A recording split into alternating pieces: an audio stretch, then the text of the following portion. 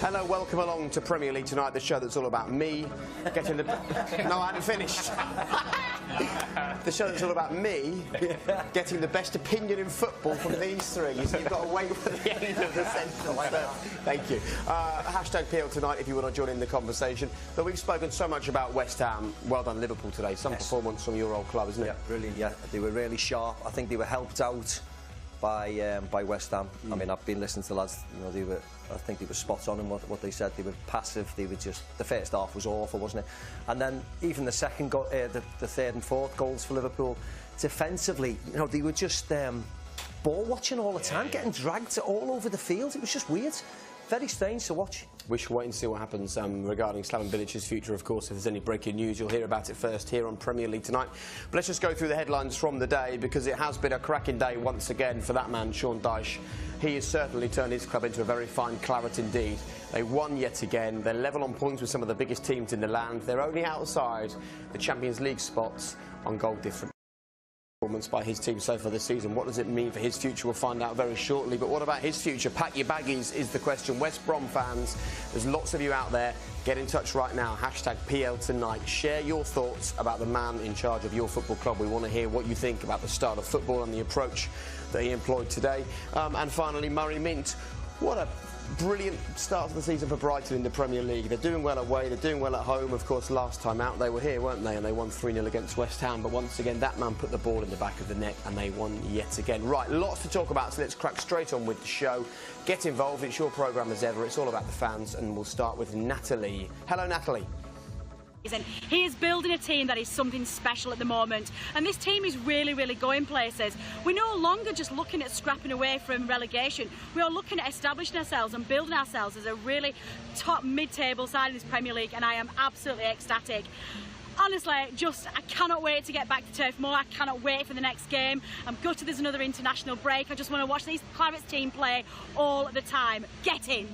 I had no idea how beautiful Burnley was, did you? Southampton, that was. Actually, she's in Florida. I suppose the question is, when you're a Burnley fan in Florida, do you get the breaking news first? Well, the official line from Everton today is that there's been no approach for Sean Dyche. The unofficial view, this is from Becky Talentar on social media, she says very clearly, we're in talks with Sean Dyche. Announcement after the weekend. It's a totally understandable move if Everton decide to go for him. Yeah. Is he the right man for the job? Yes. I think so. What he's done at Burnley's been phenomenal. To have them on the brink of the European places in the Premier League, with the quality teams that they're up against every single week, he's done a fantastic job, and he deserves all the plaudits and all the attention he's getting. They've conceded 20 goals already this season, Everton. You sense that along with a lot of the great qualities that Sean Dyche has got, he can make a team solid and do it quickly, and Everton need that. Yeah, they certainly were like that today. They were really solid against Southampton, and Sam Bogue scores a fantastic header late on in the game, and sometimes that's what you have to do. You have to go to difficult away games, defend really strongly, and then hope to get a winner. But you know, at least he was going to get a point today, because they were defensively so organised. And you know, if anything happens here, you know, it's an art that West Ham needs as well. So you never know. But certainly the right choice. He's done an incredible job, and I don't think many Burnley fans would let him, you know, they'd be happy to a certain extent to see him go on and try and better himself as well. But he's done an incredible job. Does that make it a unanimous 3 that he's the right man? Great as well. Great to see our homegrown manager as such getting that chance. Sometimes we go and look far afield, and we've got someone doing brilliantly, deserves a chance. OK, let's quickly hear from Sean Dyche, actually. This is what he said after today's game.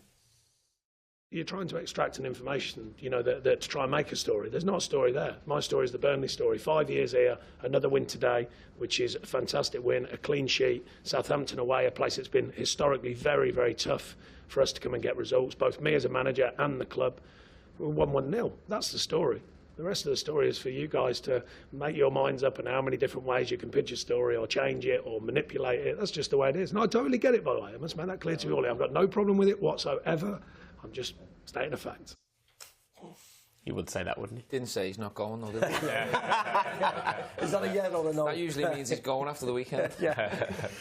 Loads of you getting in touch on social media. Keep your thoughts coming in. Hashtag PL Tonight. Phil says, I think Dyche should be aspiring for England or a top 4 club next, nothing less. Top manager.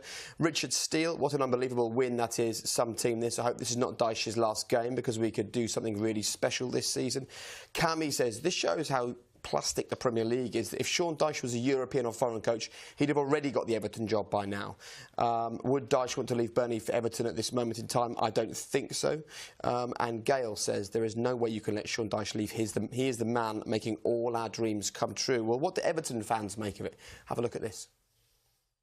Will David Unsworth be the man to save us? I don't think so. I think Everton need to bring someone in with a proven track record. Sean Dyche is looking like the favourite now, and after today's win at Southampton, you know, who's to say he shouldn't be the Everton manager? For me, we need someone like that, someone who can organise us, someone who can build a team, make us solid, and get us up that table. All right, well, let's talk about Sean Dyche. If he gets the job, when he goes in, what's the number one thing he needs to solve with this Everton team? Where are the big issues? Where do you start? Well, considering the amount of money they spent, I mean, I thought early season they spent too much money in one area on similar types of players, number 10s. So he'll have to get through till January. He'll have to tighten them up and get some confidence going through the club because they look shot on confidence when I've seen them. And then come January, he'll have to knock on the owner's door, or he might do it on the job application in the interview and tell him, look, I'm going to need some pace up front because I just think at the moment they haven't got anywhere near a replacement for Lukaku and they're going to need goals to get them out of trouble. So if you're applying for the job and they say, come on, Stephen, your blueprint for improving Everton with the current squad... Fancy that one, didn't you? Don't really think it's going to happen. But if it did, what would your answer be to them? Well, I think they've got problems at both ends of the pitch. I think they need a 9, a goal scorer, so the likes of your Rooneys and your Sigurdssons can play off that 9, but someone who's going to get you regular goals. Since they lost Lukaku, they haven't replaced that number of goals, but also defensively they've been all over the place. They're conceding too many goals. If you look at the league, they're minus 13 in terms of goal difference, and that's not good enough. It's a good answer. Do you fancy the job? Nope. Maka? No, he doesn't fancy the job, no. I know that. What would you say? Yeah, I agree. I think defensively they're not strong enough. Try and say something different. Well, I can't. He said the front. He said the front and the back. All right, they need to have the middle. There was 12 middle players they bought in the summer. They need to sort that out. No, they bought too many. Sigurdsson, Wayne, Ross Barkley. You play Sigurdsson and Wayne in the same team, do you think? But David Klassen they brought in. They brought so many players and spent a lot of money in those areas. Yeah. Spent over the odds on the money because they had plenty of it, and we knew they had plenty of money to spend, and didn't do it defensively. And Sean Dyche will go in, and that's where he'll sort them out straight away. Of course, it's always hard to score goals, but defensively he will make them hard to break down Everton, and he'll make them hard to concede goals, and that's what you do. At least they're going away from home then, and at least they're guaranteed a point if they keep a clean sheet, won't they? You look deep in thought there. Have you got something to add? No, I don't. I think it's a really tough job, actually. I'll tell you what's an even tougher job, going into Burnley next. Do you know what I mean? Because I think he's taken them to such, not a limit, who knows, maybe they can stay there for a period of time, but an incredible job to follow that one. It starts a little sort of round robin of moves, doesn't it? OK, well, let's turn our attention now to West Bromwich Albion. This is Matt Evans. He's a Baggies fan, and he wants to share these thoughts. Have a listen to this. You'll find this interesting. Another dreadful performance today from the Albion away from home. Over 3,000 fans went to Huddersfield and they barely saw a shot on target even when they went down to 10 men. We never look like scoring anymore with Pulis in charge. The way he sets up is horrendous. Sometimes it's like we're not even trying to score. It's the best squad we've had in years and Pulis simply isn't capable of using these players properly. The results are dreadful, the performances are dreadful. What happened to guaranteed survival with Pulis in charge? Sorry, Tony, but it's time for you to go. Pretty to the point, wasn't it? Take a look at this. This is the starting 11 tweeted by West Bromwich Albion, and then the replies. These things have become pretty common actually on social media. OK, very funny. Post a real lineup, but I think Sam gets this. Look, 5 defenders and 3 holding midfielders against Huddersfield with Phillips and Chadley on the bench. Tells you so much, doesn't it, about Tony Pulis' approach to football. He doesn't want to lose games of football, but It's a simple fact, isn't it? We know the style of manager he is. When he keeps you mid-table and you're West Brom, you're pretty happy, even though there's a few voices last year. But as soon as you start losing too many games and it remains that way, style's not so good, points aren't so good, fans are going to be unhappy. I think they have to be careful what they wish for. Say, for example, he left and a manager came in who wanted to play better football and blah, blah, blah. and it could go the other way. And then they could end up. It can't go much the other way, can it? Because they're not winning games of football. They're losing and they're playing badly. He's known for keeping teams in the league. Yeah. He's got one of the best records for keeping teams in the league. You can bring a manager in, it can go badly wrong. Yeah, it's not going great at the moment, but be careful what you wish for. OK, we know he's never been relegated, but there was a poll which we did a little bit earlier on. Let's have a look at that. In fact, you can find it right now over on BT Sports Score. West Brom fans, have you had enough of Tony Pulis's tactics, was the question. And it was slowly unanimous, 57%. The answer is I don't know what it's like to follow West Brom. I want, as I've said many times, to be entertained when I go to football matches. If they're not getting entertained, but where do you expect West Brom to finish? They're not going to win the league. They're not going to finish in the Champions League. They're not going to win a cup. So play good football then. Well, no, I agree. But as Stephen said, he must look at the personnel and think, we can't out football teams, so we're just going to have to be dogmatic and strong and difficult to beat, and hopefully we'll get a free kick or a corner, a set piece, and we'll nick a goal and we'll stay in the league, because he does that all year, every time. But a new manager might come in and say, right, you know what, let's get the ball down and start playing, and they might get battered every single week.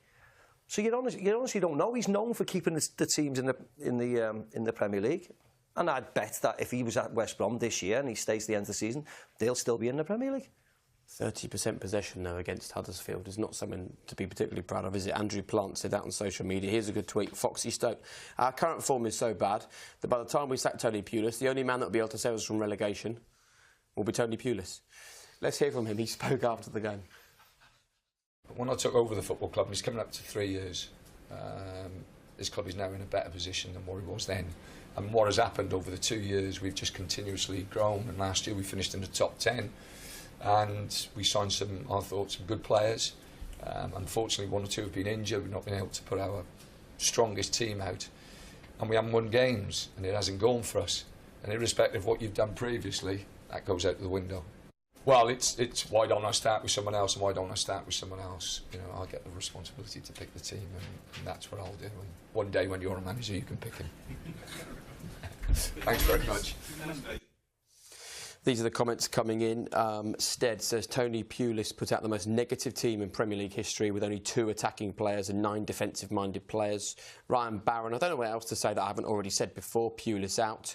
Paul says 100% Pulis out. I've defended him enough, and enough is enough. David Fox doing the same thing over and over again and expecting different results. Hashtag Pulis out. And Joe Bradley, I always said Pulis was a short-term fix, never long-term. He should have left a long time ago. And Paul said, not good for Tony Pulis, although we need to start winning. I think we give him until Christmas. So the general feeling on social media is not actually about the results that West Brom have been having. It seems to be the style of football, doesn't it? That's what's really got these Baggies fans going. Yeah, and that could force a change in the end. But I think what we're saying here is right, that if you change him now, they've got the players they've got. They've got 5 big centre-halves. They've got these players. If you change mid-season, what are you asking of someone to come in and completely change and bring great football with that? It probably, if it's a change should be made in the summer when you can actually get into your squad and completely change it, because you can't make those certain players play beautiful football from the back. It doesn't work that way. And I think if you're an owner and you see that you're not in real relegation trouble, you're probably tempted to stick with him, aren't you, with his track record? Yeah, I think so. And I think next time we do this show, they could have 3-4 points on the board and they can be in the mid-table. And then you get people phoning in saying, oh, Tony Pulis is great.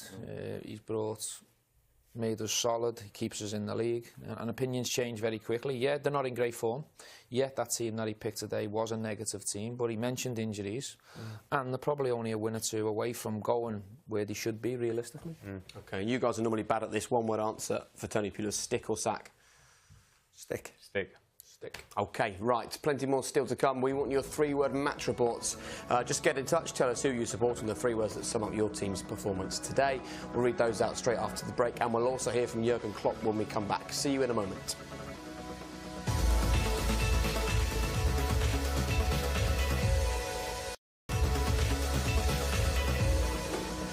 Welcome back. No one saw you looking at your phone, Stephen. That was fine. Three-word match reports for you now. Alex says Crouch for England. We're going to talk about. You're allowed in the show, aren't you? Are, He was just tweeting in the show. You're checking my social media, you do it. I did. How's it looking? Real different for you on the show. It was this though. I sort of tweeted something. It's like 5 likes. I was looking at you earlier, like 250,000 views in about 2 minutes. Everyone going, "You're a legend." Not the sort of comments I get on social media. Leg ends, you get. It's worse than that, mate. I tell you. I'm not repeating it.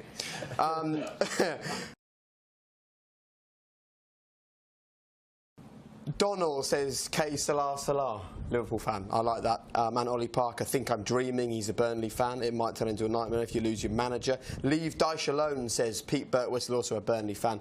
And Matt says, Pellegrino out now. He's a Saints fan.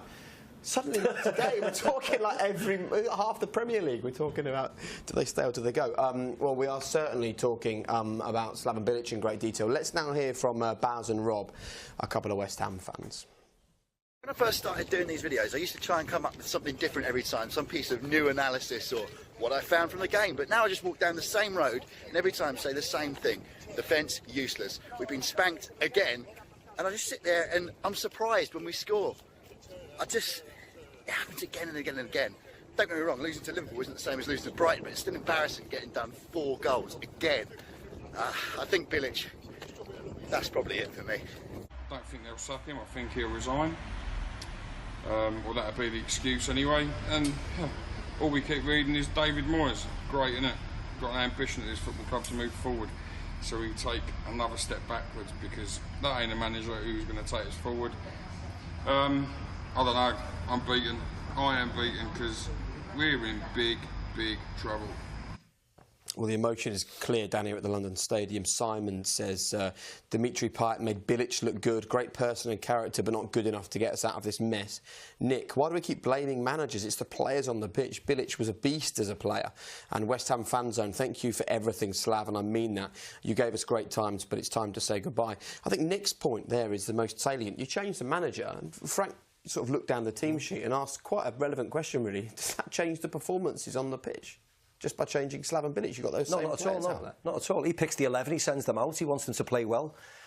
But, you know, we mentioned it before, desire, passion, running round, working hard, being organised, closing down together rather than one goes, someone else goes. Really passive player. You know, the first half I just thought was one of the worst I've seen in a long time again, and that's, you know, that's not down to him. If the players are not good enough, and they're not good enough, the gulf in class was big today. Liverpool are a better team than them, but you can still put everything you possibly have out on that pitch today, and they didn't. Yeah. They walked off. They were scared to get the ball. They were scared to receive the ball.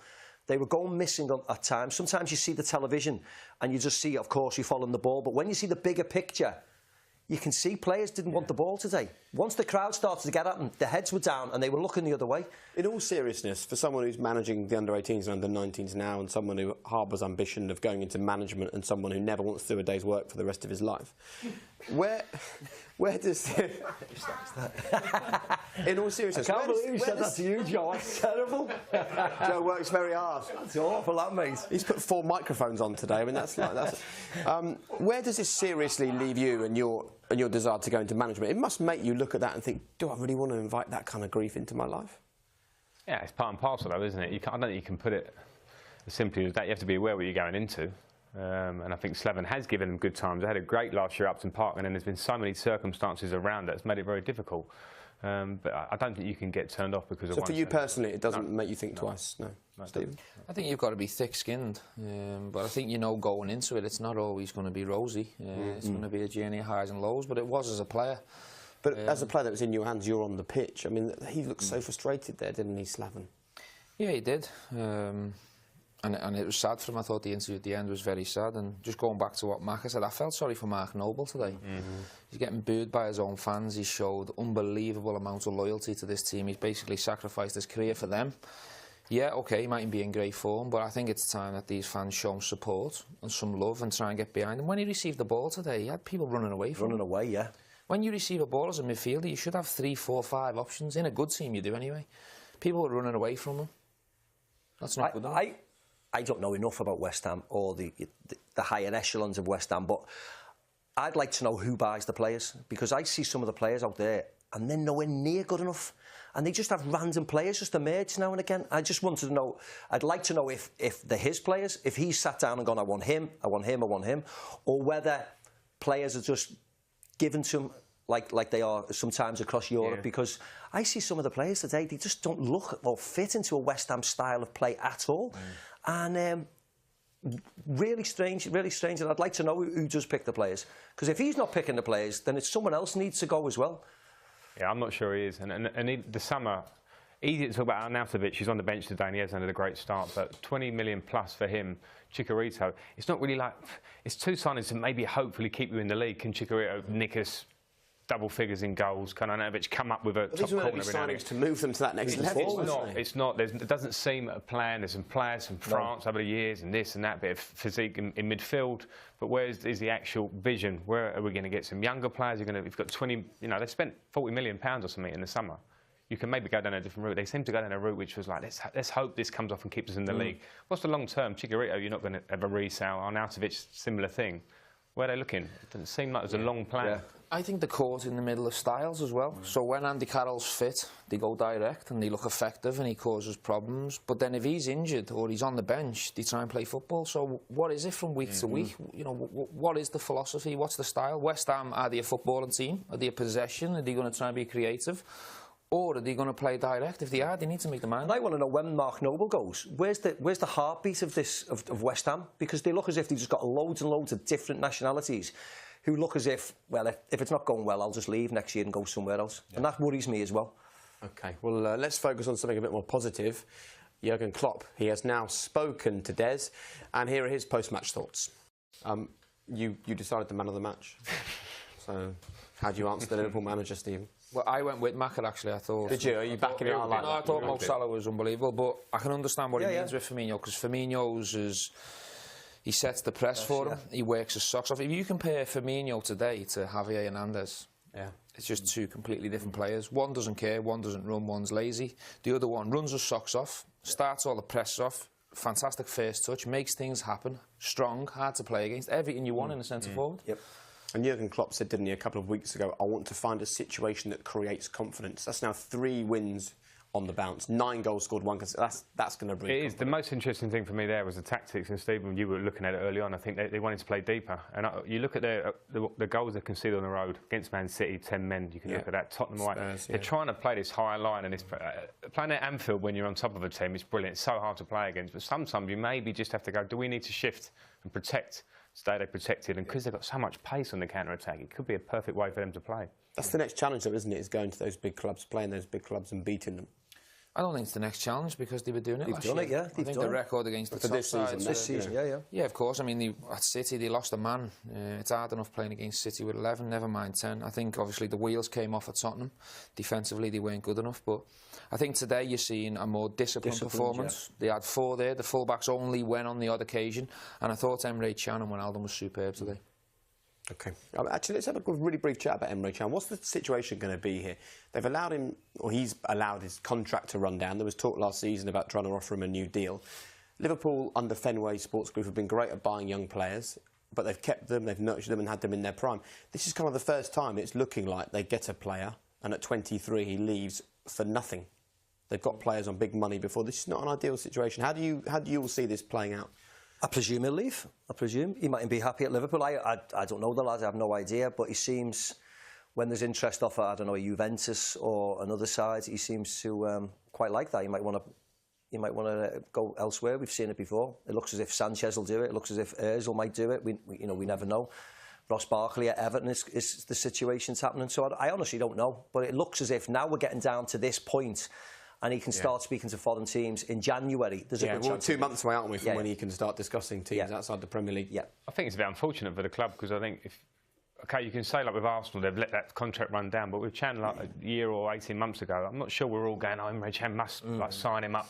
Shouldn't they have last summer said, right, sign a new deal and you go? Who knows? And then they get 25, 30 million. Maybe his agent wanted double the money they thought he was worth. You can't say go. What if he doesn't want to go? You can't just make him go. He obviously does want to go. No, but I mean, if you don't sign a new deal, you have to go. He doesn't have to go. runs his contract down and takes a big payday. Stephen? If it was me and I was in issues, I'd sign the deal. We've got a German manager who believes in you. I think he's a regular in this team. I think he's grown. I think Liverpool have helped him to improve. He's getting in the national team.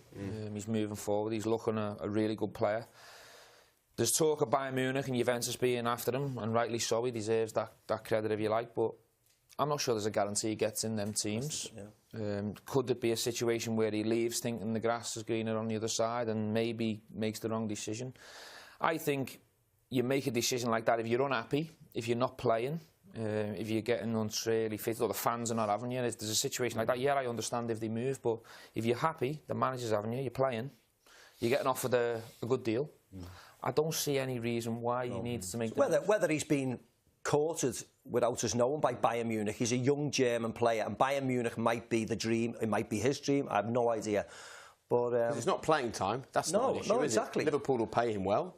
He's playing in the Champions League, but there is obviously a reason there, you know. Players have their head turned potentially. I think we'll have to wait and see how it pans out. I mean, the interesting thing here is no one's really talking about it, so we'll just have to wait. Which is ominous. Yeah. I think that's ominous. I think his side is staying quiet, and he can go in January. That's what you'd like to happen. What do you think will happen?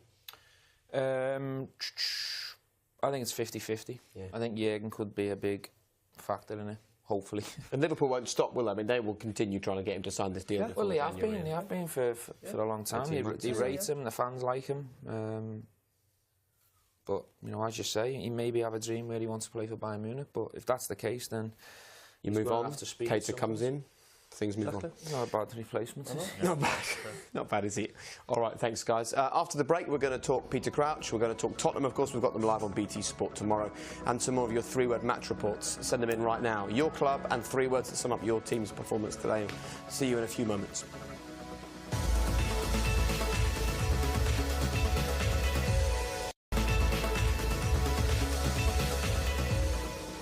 Not doing job interview, you know, and all that. I never like to talk about myself like I'm that. I'm gonna never do it. I know my values and all that, and if I'm anything, I'm a strong man, and I am a big believer in myself, and I'm the one who's taking the bullets all the time when I have to and when I don't have to. So that is out of question how strong character I am. I'm definitely strong, and I believe in myself, I believe in my work, I believe in my staff, and I believe in my players. He's hurting, isn't he? With complete respect for that. He cares, and that's not fake, that's completely real. Absolutely respect the man no matter what. If he stays, if he gets sacked, he'll go on to other things because he's a good man and I think a good manager. Yeah, you can't accuse Slaven Bilic of not caring, that's for sure. Loads of three-word match reports flooding in during the show. Gemma says, sack him now. She's a West Brom fan. Salah, new gigs, says Diz. Some accolade, isn't it? Dyer, depressing, hopeless, says Anthony, who's a West Ham fan. And Robert Bradley, who is a West Brom fan. He says, West Brom woeful, Pulis out now, and enough is enough. He says, the list goes on, which is also a three-word match report. Take on the day. Stoke City 2, Leicester City 2. I think that's the default result for this fixture. It's been 2-2 now the last 3 seasons. Decent game for the neutral, and I think on the grand scheme of things it was a fair result. Nothing really going forward and so slow until Peter Crouch came on. Obviously not the fastest player, but we changed and went more direct, and that made the real difference. He caused havoc in defence, scored a goal, he never lets us down. I think he should get more time for Stoke, and over the years has probably been overlooked by England a little bit too much. His time has gone for England, but I'd like to see him getting more game time for Stoke. Well, Peter to start a Premier League game this season, but he's among the goals. Have a look at this. This is the tweet from Stoke. On reflection, that was probably a fair result. Always good to come on and make an impact, says Peter Crouch. The interesting thing is the poor old cameraman having to stand on a box to get the shot of Peter Crouch for the post-match interviews. 36 years old, as I say, not started a Premier League game this season, but that's now 3 in 7 for him. He's sort of creating this new role as a bit of a super sub, isn't he? He's a legend, isn't he? 36, comes on, makes an impact. You know, the fans love him. And as long as he can keep on doing that, you know, let him continue doing what he does. What was he like to play with? Good for me. I got a lot of goals, a lot of knockdowns from the big man. I don't think he gets enough credit for how good his touch is and how good he is on the floor and his awareness and how clever he is. I think he's had a fantastic career and he's still doing it. He's a player who's never relied on pace. You know, he's all about attacking the goal frame, being in the right place at the right time, and what is it now? He holds the most headers in the Premier League. So he's in the Guinness Book of Records for the most headed goals. Listen, it's a record. We'd all take them if we can get them. What was he like for you? Same. Great lad, great personality, and not easy at the back end of your career to sit on the bench a lot. As you get older, I mean, you start to think, you know, getting up and coming on for 10 or 15 minutes, making impacts, and he's doing it. So, brilliant, fair play. We've spoken about what a legend this man is on social media. He just puts a picture of his breakfast on Instagram and it gets like 2 million likes. This man's also enjoyed as well. Let's have a look at a couple of Peter Crouch's best Twitter moments. Summer for me is about time with the family. Like that one? Yeah. Enjoy that one? OK, have a look at this one.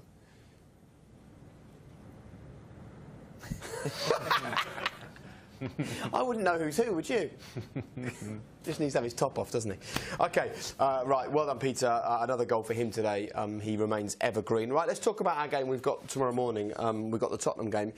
How much of a landmark victory do you think that would have been against Real Madrid in the week for Spurs, just for their self-belief, for that sort of group of young, tight-knit players? Yeah, I think a huge deal for them. I think the away game was good, but this home game, to beat a team of Real Madrid, they turned up Real Madrid without their A game by any stretch, a long way from that. But the way Tottenham played, the atmosphere, the belief that gives their players throughout their team. I mean, listen, we keep saying Tottenham need to win something. Well, results like that can help you get to that stage. The atmosphere was really good, wasn't it? Yeah. The atmosphere was really good. I thought before the game it was quiet. You know, you go to, I mean, everybody's played all over the place in Europe, and there's really some hostile atmospheres when you go to away grounds. I thought Wembley was quiet. But within 10-15 minutes, you could see how the game was panning out, and I thought the crowd really got behind them. And I thought it was a really good evening, and it will set them off really. You just hope that they'll replicate that as they, because this, unfortunately, this game means nothing. In October, they're going to qualify. We all thought they were going to qualify. Yeah. It's what they do in February in the knockout phases. They have to keep on doing that again and getting the same type of atmosphere to scare the opposition. It's also easy to talk about tomorrow and say, oh, you know, getting brought back down to earth with the game against Crystal Palace, having just played the mighty Real Madrid. But the reality is for this team, they've already dropped points against Burnley. They've already dropped points against Swansea. These are games they've struggled in this season, and this is a chance to show they can do that and kick on, which is what the great teams do. Of course, consistency wins your trophies. I think they've got a fantastic manager, and I'm sure his message to the players tomorrow is this Crystal Palace game is just as important as Real Madrid. Now, we all know it's not on paper, but if Spurs have got any ambitions of being successful at the end of the season... Maybe it is, with City being so good. They just can't slow down. I think it is, but obviously, when you've just come off the back of a Real Madrid performance and result like that, you'd inevitably have a big high. You know, can the players raise it again for Crystal The atmosphere Palace? Won't be as good tomorrow. It's an early kick-off, Sunday morning. Well, Sunday, 12 o'clock, I think the kick-off is. It's a different type of mentality you have to go, you know, you go about. Wednesday night in front of the lights, or whatever night it was, in front of the lights at Wembley, amazing against the greatest players in the world. You've just won the Champions League back-to-back. To Crystal Palace, Sunday at 12 o'clock with a different type of atmosphere. It's another test for them that they have to overcome. What is the emotion like as a player when you've had a great win, like the win that Spurs had over Real Madrid? Do you take that into the next game or do you sort of think, oh man, I've given everything on? No, you ride the crest. You ride the crest. They go out there and carry on. Dele Alli's going to be bouncing out of that tunnel. 2 goals against Real Madrid. And it's important for Tottenham as a club in the big scheme to keep getting in the Champions League year on year out. You know, they might not win the Champions League this year. We all know that, but they have to make sure their league form keeps them in there because that's what big clubs do. Yeah. Very briefly, Jose won La Liga and the next season lost his job after a difficult start. How much pressure actually is there on the manager out there in Spain? You know it sort of better than any of us. I don't think there is much pressure to just because he's such a legend, or? Well, because of what he's achieved. I think it's very early on in the season. Barcelona have had a relatively strong squad. They haven't had any injuries. Real Madrid have had lots of injuries, so I think there's plenty of time. There's no club like it though. You never really know. To be very honest, that performance the other day was worrying because I thought they were terrible. It's one of the worst I've seen. Certainly the first half, I thought it was one of the worst I've seen in a long time from them. all the criticism Gareth Bale got, they can't wait to get him back. Right, lots still to talk about. Primarily, who's lit a spark under your season? It's a sort of like bonfire night thing. So we're going to talk about the moments for the season for you. Who has lit a spark? To get you thinking, Ali says Salah has been top draw, adds real spark up front for us and as quick as a rocket. It's that kind of stuff we're after. Hashtag PL tonight, and we'll see you in a moment.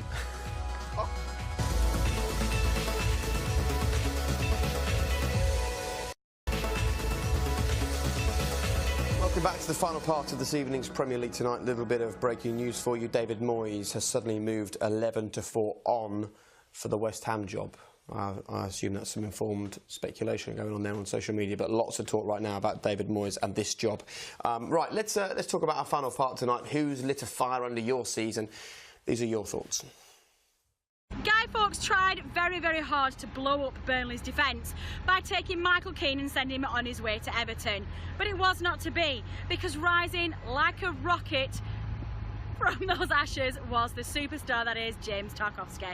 An absolutely fantastic replacement for Michael Keane, has really stepped up and has been a shining light in Burnley's back four this season. A player who's lit up Watford's season so far has got to be holding midfielder Abdoulaye Doucouré. He contributes so much to the team, he breaks up play superbly, he's already scored 4 goals this season, but most importantly, he never gives the ball away. Mikel Merino, Jamal Lascelles, 2 players have been absolutely outstanding for Newcastle this season. It's a shame Jamal Lascelles wasn't named in the latest England squad, because I think he deserved it. There's only one player that's really stood out for the Albion, that has to be Lewis Dunk. The defender has been mesmerising on the ball and off the ball, and when he's trying to win the ball as well. He's really set himself up against some of Premier League's best so far, and there's no doubt the guy is just going to improve game after game after game. Very good. Natalie's having a nice holiday, isn't she? She's making us jealous, isn't she, with the Minnie Mouse ears on there? Hope she brings us a present back. We'll be watching for that next week.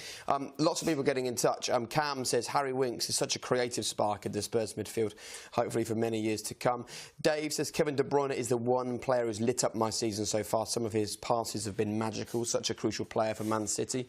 Chelsea, who's lit up Chelsea for you this season? Give me some notice if you can ask me. No, because there's no need. Because I know you well enough to say you're going to say Eden Hazard. Yeah, he has. Come back to me. He's just been brilliant, hasn't he? Still been injured, hasn't he? Recently, he's been injured. I mean, Chelsea haven't actually had a complete standout. Wasn't brilliant midweek. No, not a standout player. Liverpool, Salah. Yeah, Mo Salah, 12 goals in 17 games. He's on fire at the moment, in good form. Yeah, you see that? Fire. Very good. On fire, nice. He's thrown one in there, like that, Stephen. Go then. Go on, Liverpool. Salah, he's on fire. 12 and 17. Unbelievable. I was De Bruyne, that's why you threw me. I think De Bruyne is the game against Stoke. Yeah. And those parts. Of every player in the Premier League, he's the one, do you think? He's for me, if I'm voting today, player of the year, it's him so far. Joe says Leroy Sané brings even more pace, power and goals to the City side that we didn't see last season. He's City's best player this season. Simon, hands down Richarlison. The goals, the assists, the skills. He's 19 years old. And Simon Dutton says the man who's lit up our season is Wilf Zaha. Palace looked dead until he came back. We're a different team when he plays. When you guys look back on your careers, when do you sort of look back as the peak time for you, the moment that you really felt you were on fire, that you were flying? Thanks. Probably 2005, first Jose Mourinho season for me. And then 2006, 2007. And every subsequent season. For the next 10 years after that. Only joking. 2005, 2010 were my best years. What were you doing so well then? I mean, it was scoring goals. I was a big part of the team. We had a great team. So Makelele was sitting there, and I had a real, a license to get forward a lot. We won the league relatively well, and it was just a special season. 2010 was the other one with Ancelotti, where we had a really good team. And you just floated through feeling brilliant, did you? You just felt. Listen, it's not that simple. And everyone has phases, whether it's in a season or in a career, where you feel like you're on top of your game, and you bounce from game to game, and then you have a bit of a tough part you have to get through. But when I look back on that season as a whole, for me, it was probably my best. Stephen? Yeah, probably 2005, 2006. Probably that season where I felt physically strong, felt like I can compete against most players I went up against, and always felt like I can affect the game. I think during your career you always have a couple of years where you feel physically stronger than all the other years, so it was probably 5 and 6. For you, Mac, probably 1984? 72 when I was born. You're waiting for that, weren't you? I was waiting, love. I've been itching to get. No, but there was times, for instance, at Liverpool when I felt every time I went onto the pitch I was going to play well and score goals or create, but sometimes if there's no end product, as in you're not winning something at the end of the year, it quickly gets lost, you know, and that was primarily one of the reasons why I felt I had to leave. I was playing really, really good football, but not getting the rewards at the end of the season. So, you know, sometimes you can say, oh, I thought I played great. Where did you play better then? Did you play... I mean, I think you played better at Real Madrid. Do you think you were better at Liverpool, but just not at the players around you? Yeah, probably. Really? Probably. I was probably the sort of... like one of the most important players at Liverpool at the time, but when I joined a better team with better players, you become more of a collective, and when you win something at the end of the season, everybody plays their part, where at Liverpool, I felt at times it was up to me to create all the time, but then if you're not winning something at the end of it, people just, you know, you just talk about the champions instead, or the FA Cup winners, and that was a little bit lost. What about you? When did you peak? It's difficult though, isn't it? You know, when you look back on your career and you think, you know, probably, and this is a true story, when I was voted... CBBS, isn't it? CBBS, that's when you peaked. Formula One, I thought Formula One. Everything else. It's unbelievable, this. Hey, don't knock CBBS. Have you guys never heard of... you never heard of... on the Formula One.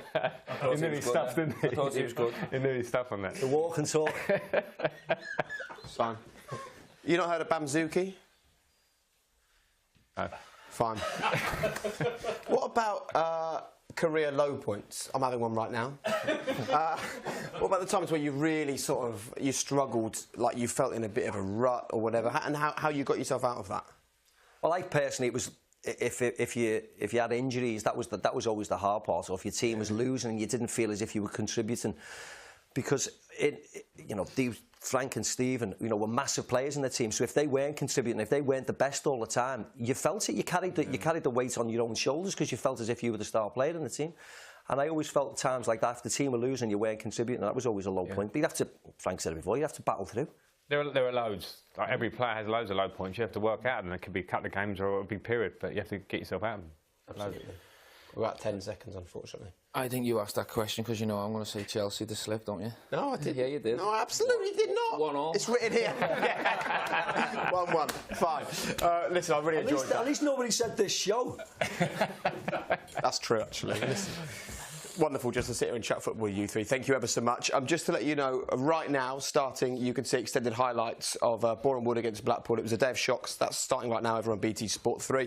Loads of other stuff still to come. Let me just quickly talk you through it. You can see UFC 217 Bisping against Saint-Pierre. That's midnight from BT Sport 2. Then you've got Premier League today, tomorrow morning from 11 o'clock in the morning, followed by Tottenham against Crystal Palace from 11:30. And then BT Sport Films is Packer, the man who changed cricket. That one's up next right here on BT Sport 1. Gentlemen, thank you very much for your company. Who's joining me tomorrow morning at Wembley?